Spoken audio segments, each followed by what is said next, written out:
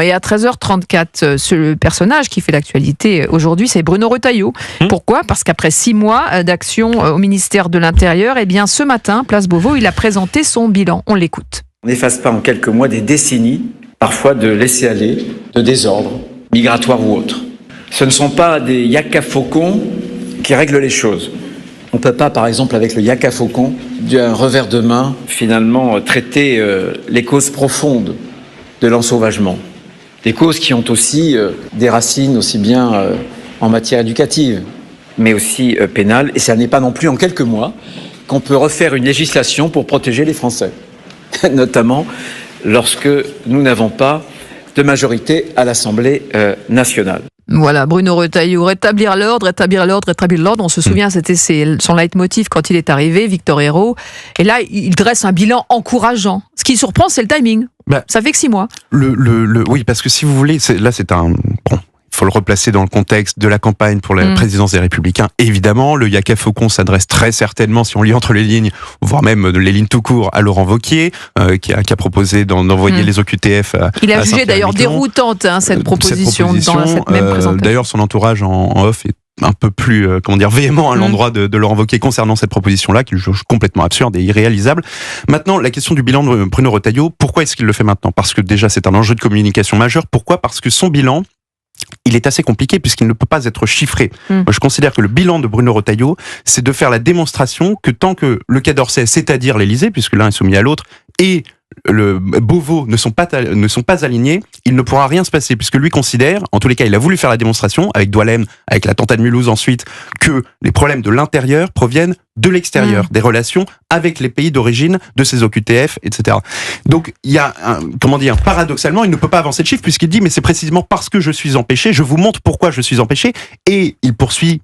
Il ne le poursuivent pas à la texto, mais son entourage le dit également. Tant qu'il n'y aura pas une présidentielle qui alignera l'Élysée et le ministère de l'Intérieur, rien ne pourra se passer. C'est la démonstration qu'il essaie de faire. Enfin, il donne quand même quelques indicateurs. On en parlait il y a quelques instants. Moins 9% pour les délivrances de visas long séjour, moins 7% pour les primo-délivrances de titres de séjour.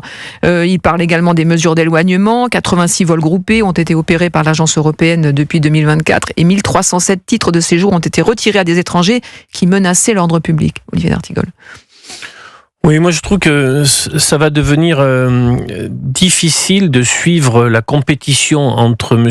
Wauquiez et M. Retailleau dans les 2 mois qui viennent, avec la surenchère qu'on devine, puisque il ne m'échappe pas que cette séquence de communication de notre ministre de l'Intérieur vient si tôt après ce que je juge comme étant un faux pas de Laurent Wauquiez sur Saint-Pierre et Miquelon. Avec cette mais proposition choc, effectivement. Je ne sais pas donc si le ministre de l'Intérieur s'adresse au pays ou s'il s'adresse aux adhérents LR qui vont devoir voter pour la présidence LR. Donc cette confusion de genre est un peu ennuyeuse, disons. Après 6 mois à Beauvau, oui. Sur la gestion de la crise algérienne, en effet, le ministre de l'Intérieur, comme cela a été justement dit, n'est pas le seul acteur, mais sur beaucoup d'autres sujets, il a la main. Et on se souvient de ministres de l'Intérieur qui, sans attendre les arbitrages élyséens de Matignon ou de la place Vendôme, pouvaient se déployer sur des sujets de la sécurité du quotidien, sur la lutte contre la sécurité de l'insécurité de tous les jours, sur l'Algérie, qui n'est pas uniquement celle des OQTF. Et donc, il me semble que le ministre de l'Intérieur se retrouve dans une situation politique très compliquée. On va écouter Gérard Larcher, le président du Sénat, qui a défendu le bilan du ministre de l'Intérieur. Il était l'invité de Sonia Mabrouk ce matin. M. Larcher qui a un soutien de M. Retailleau dans la bataille interne. Vous faites bien de le préciser, c'était sur CNews et Europe 1 ce matin. Il est en train de faire retrouver la confiance dans l'action de l'État. Et cette confiance, elle se traduit aujourd'hui dans l'opinion des Français et dans les sondages des Français. Mais j'ajoute un chiffre sur la question migratoire. Nous avions 32 500 délivrances jusqu'en octobre 2024 de titres de séjour par mois. Nous en avons 16 000 aujourd'hui, c'est-à-dire que il y a une politique migratoire qui se met en place aussi dans la proposition de loi qui a été votée, qui est en commission mixte paritaire, qui s'appelle la lutte contre le narcotrafic. Voilà, Gérard Larcher, premier soutien effectivement de Bruno Retailleau, Victor Ayrault, et on sent effectivement que Bruno Retailleau, sa parole, elle est quand même contrainte. Alors, justement, non. sa parole n'est pas contrainte, ses actes le sont. Oui. Sa parole, ça faut dire. Sur l'Algérie, j'entends peut-être sur ce dossier. Alors, où on attend la libération de Boualem Sansal pour reprendre faut le garder la main. D'ailleurs, ce sera tout à fait dans l'intérêt du président Tebboune de dire que c'est à cause de Bruno Retailleau et de ce qu'il considéra comme des affronts contre l'Algérie que la libération de Boualem Sansal aura été empêchée ou retardée. Bon, maintenant, et ça arrange, au passage, je le précise, l'Élysée de pouvoir mettre, Bruno Retailleau au front sur cette question-là en tant que fusible en disant ce n'est pas la faute de l'Élysée, nous on a essayé de calmer le jeu, c'est la faute de Bruno Retailleau qui n'a fait qu'envenimer les choses, ce sera sa version probablement aussi.